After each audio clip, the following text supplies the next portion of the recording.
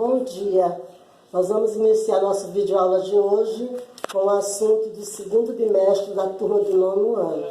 Sou a professora Tereza de Geografia e nós vamos estar iniciando com esse painel que fala sobre a Europa, apresentando as características físicas. Iniciamos então com a localização. A localização da Europa é ao norte da África e oeste da Ásia. Mas a gente não tem uma comunicação, professora Tereza, entre a Europa e a Ásia? Temos, por isso chamamos de continente eurasiano. A Europa e a Ásia formam uma única porção continental. Não há uma divisão, não há uma separação entre elas por oceanos. O que vai dividir a Europa e a Ásia são os montes Urais. Inclusive, nós temos países europeus que têm uma parte na Ásia e a outra na Europa, como a Rússia e Turquia, que são países que têm parte na Ásia e parte na Europa. Porque, apesar de existir uma única porção continental, não existe um único continente. Temos a Europa e a Ásia, porque, do ponto de vista histórico, sociológico e cultural, são muito distintas essas duas porções. Então, elas acabam sendo consideradas como dois continentes. A Europa é banhada pelo Oceano Glacial Ártico e pelo Oceano Atlântico. Também há alguns mares que banham a Europa, como o Mediterrâneo, o Mar do Norte, por exemplo. Em relação à Eurásia, é importante lembrar que se fôssemos tirar a parte asiática da Rússia da Europa, a Europa seria quase menor que o Brasil. A Europa é o segundo continente, sendo maior só que a Oceania. Ela possui 50 países. Isso é bem interessante, porque como a Europa tem uma história milenar, passou por vários momentos de guerra, Primeira, Segunda Guerra, passou por vários processos de fragmentação territorial. Ela é uma coxinha de retalhos. Tem países que foram se emancipando até por conflitos étnicos.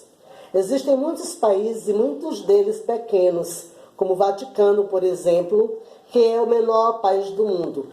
Você vai ter também o Principado de Mônaco, Luxemburgo, dentre outros.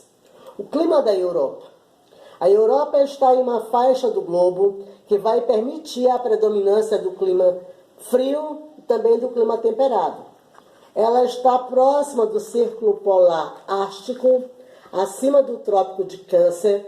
Isso faz com que a Europa tenha a predominância de climas frios, que vai impactar na vegetação e na formação das paisagens.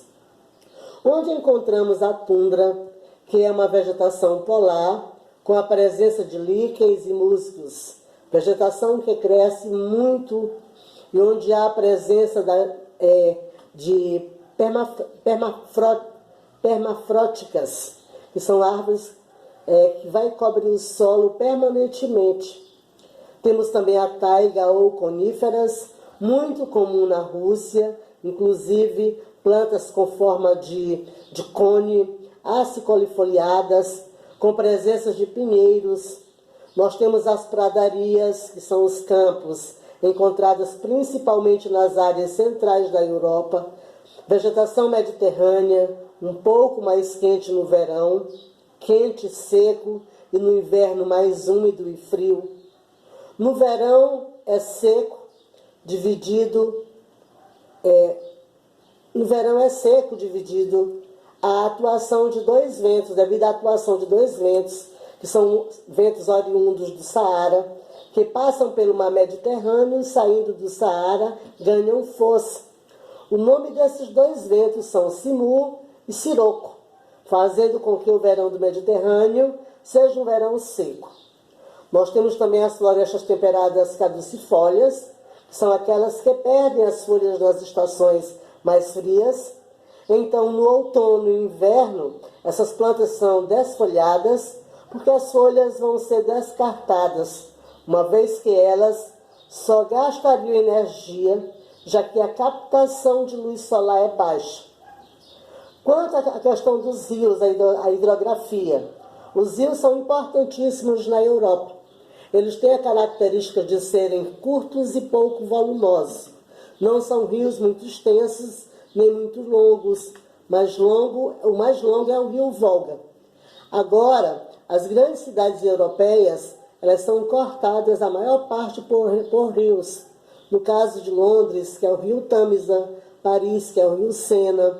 Eles são rios que vão cortar os territórios europeus, onde os grandes centros urbanos se fixaram no entorno desses rios devido à disponibilidade de matéria-prima, como água, carvão, ferro, por exemplo.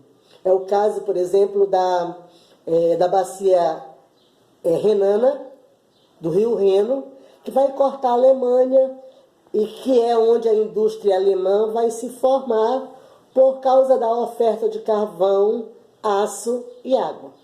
E aí o rio Reno desembocando no porto de Roterdã, que é o maior porto da Europa na Holanda.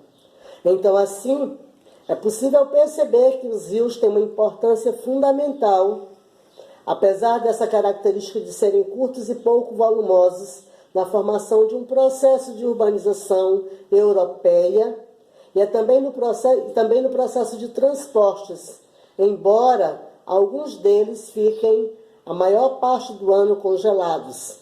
Mas aqueles que não ficam são muito utilizados como transportes, como é o caso do rio Reno mencionado anteriormente. Quanto ao relevo, o relevo europeu, assim como o relevo brasileiro, é um relevo de características antigas. Existem grandes planícies centrais, não tem grandes elevações. As maiores elevações são as das regiões alpinas, na Suíça, França e Itália, com uma predominância grande de planaltos interiores. Mesmo na região alpina, se encontra grandes planaltos. As montanhas são mais localizadas ao sul. Nós encerramos, então, a nossa parte de hoje com esse estudo e continuaremos na próxima aula.